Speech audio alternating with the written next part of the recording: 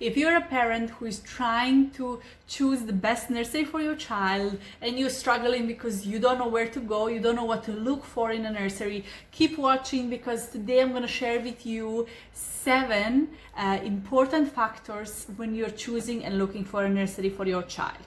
So let's begin. Number 1 is location. Why is location number 1? Think about it. You don't want to have a nursery that's 1 hour and a half from your house, where you have to drive every morning, every afternoon after you work, having your baby sleeping in the car seat. So you really want to start with your neighborhood, find the nurseries, daycares, whatever you're looking for in your neighborhood, because you want to make it more convenient for you and your child. Drop them off, go to work, then pick them from the nursery and go home and enjoy your time together. Number 2 is timing. Why is timing important? You have to make sure that nursery is there to serve you, to fulfill your needs, to help your child, of course, but most of the parents there these days, we're all working, so we need a nursery that can facilitate and help us when with our time and with our holidays. So you want to look in overall calendar of the nursery. You want to make sure that if you're working through the year, the nursery is open through the year, because you have to have the coverage, right, and place for your child. And then you want to look the programs on a daily basis, the hours actually. Do you need only mornings or only afternoons, or you need the full day coverage? So when you're choosing, after the location, when you go in the nursery, you look in their annual calendar and you look at their daily timings as well. Number 3 is curriculum. Now, depending where you live, you might have a framework that is used in your country, so you don't have to think about it very much. If you're living in international place, you might have different nurseries that follow different curriculums.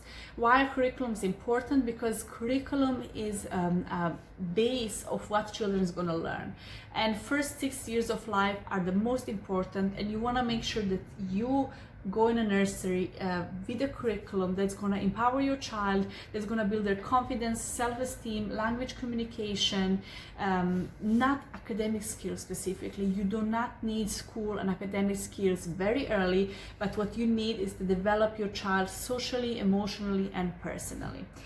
This leads us to number 4. And number 4, when you're looking for a nursery, is actually looking who will be your teacher. Now, when I say about teacher, depend where you live, this doesn't necessarily mean their nationality, hair color, how they look, how they talk, maybe even their accent. It doesn't even important. It's not so important. But what is important is that this person loves their job.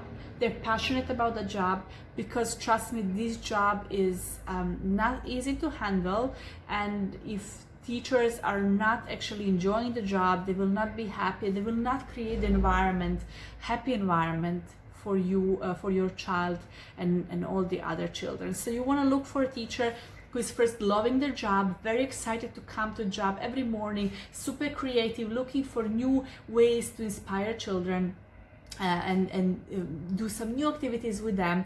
And then you want to make sure they're qualified, because they have to be qualified.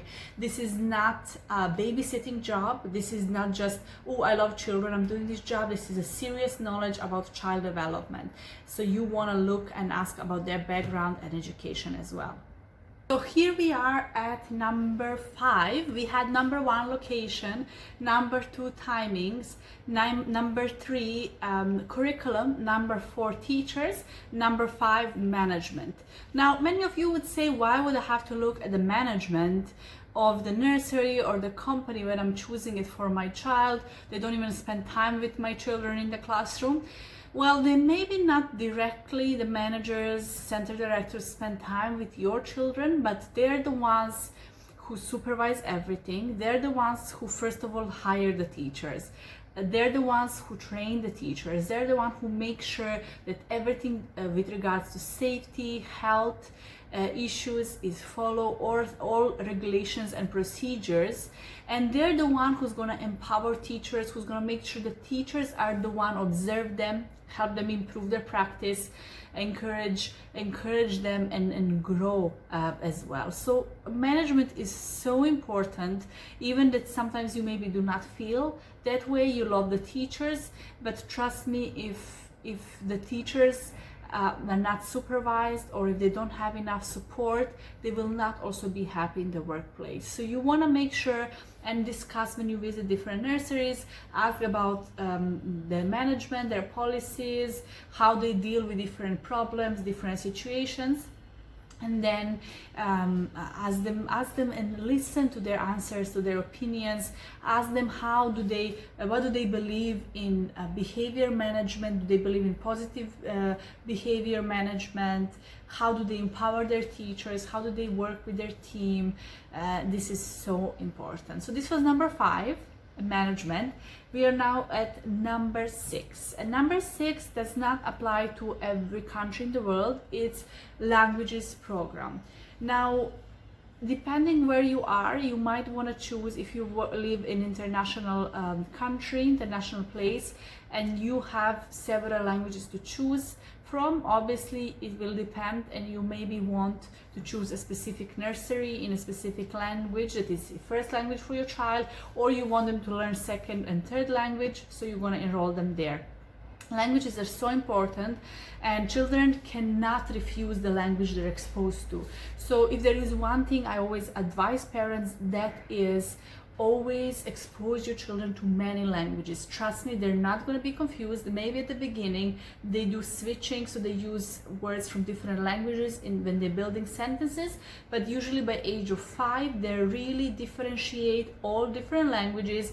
I know so many children speaking 5-6 languages perfectly, and they will know with whom to speak what. So, and this is the skill that we are losing as we are aging. So you really want to use the opportunity that your children are young, their brain is open, their subconscious brain is open, they can take it as sponges, little sponges, and expose them to as many languages as you can. And we're now at number 7, and number 7 are facilities. Obviously, if you have a choice, you want to look at the good facilities. You want to look that rooms are spacious, that they're safe, they have a lot of daylight. You want to look maybe at outdoor facilities, opportunities for sports. However, I will tell you that facilities does not mean anything, because the teachers are the one who will use facilities or not.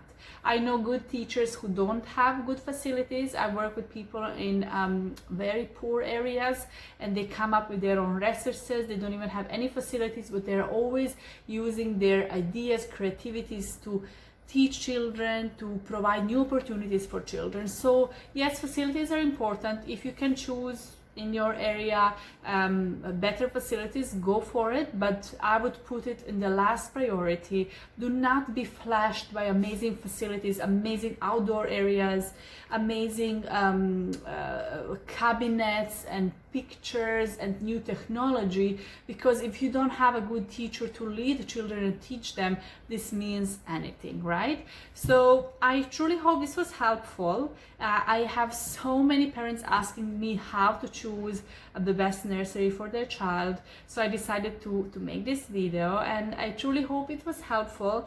If you have any comments, make sure to subscribe, comment below. Contact me if you need any more information and any more help. My name is Nevena Bazalac, and I'm wishing you a lovely day.